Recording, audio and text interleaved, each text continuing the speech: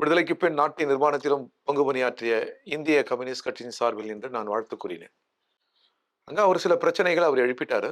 நான் பதில் சொல்ல வேண்டிய சூழல் இருந்தது. அந்த பதில் கூட ஆசிரியர் கி. வீரமணி அவர்களிடம் கேட்டு நான் அந்த பதிலை சொன்னேன். ஏன்னா மேடை சூழல் நம்மால் கெட்டுவிடக்கூடாது என்று அவரை கேட்டுதான் நான் சொன்னேன். தொடர் ஜீவா, தொடர் சிங்காரவேலர் 2 பேரும் கம்யூனிஸ்ட் இயக்கத்தின் மகத்தான தலைவர்கள். கம்யூனிஸ்ட் கட்சியை தோற்றுவித்தவர்களில் ஒருவர் சிங்காரவேலர். தொடர் ஜீவா தமிழினுடைய புது திசை வழியை தமிழ்குரு நெல்லுலகு கொண்டு சேர்த்தவர். கம்பனை, இளங்கோவடிகளை, ஔவையை தனது அரசியல் மேடைகளில் கொண்டு சேர்த்தவர். ஆனந்த கூத்தாடியவர் அவர். அதே போன்று பாரதியை, பாவேந்தரை தோள்களில் தூக்கி வைத்து நாடு முழுவதும் தெரிந்தவர் அவர். தமிழ்தாயின் மூத்த மகன் தொடர் ஜீவா. அவர் சொன்னது எப்பவுமே ஒரு விவாதத்தை நம்ம தொடரலாம், அதுல ஒன்றும் தவறு இல்லை. ஒரு பகை போல் அவர் சொன்னதா நான் கருதல. ஆனா வர்க்கப்போரை முன்னெடுத்தார்கள், வர்க்கப்போரை முன்னெடுத்து பெரியாருடன் முரண்பட்டார்கள் அப்படிங்கிறாரு. ஒரு பண்பாட்டு போர் ஒரு பக்கம் நடக்குது.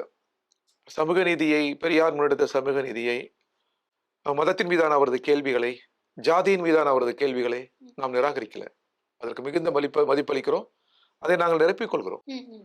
ஆனால் அதே நேரத்தில் கம்யூனிஸ்ட் இயக்கம் வர்க்கப்போரை முன்னெடுத்திருப்பது என்பது அதுதான் நிறைவான அறிவியல், சமூக அறிவியல் சொல்லது விடுதலை சொல்.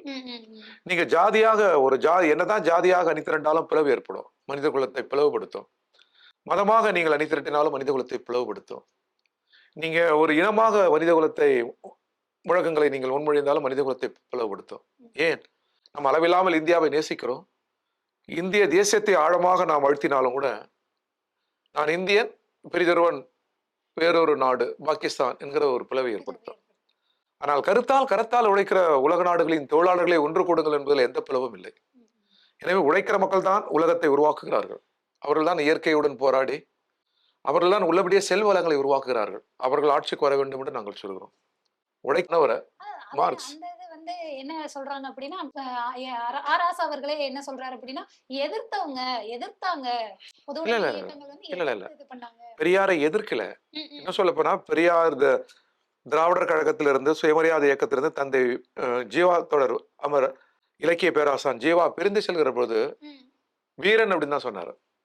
அவர் ஒரு புரட்சிகரமான இயக்கத்தை நோக்கி புதிய திசைக்கு அவர் செல்கிறார். அவருக்கு எனது வாழ்த்துக்கள் தான் சொன்னார்.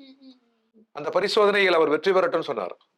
அவர் எந்த கடுமையான வார்த்தைகளும் சொல்ல, அவர் பிளவுபடுத்துறாருன்னு சொல்லல, மிக உயர்ந்த இடத்தில் வைத்தார் அவர்.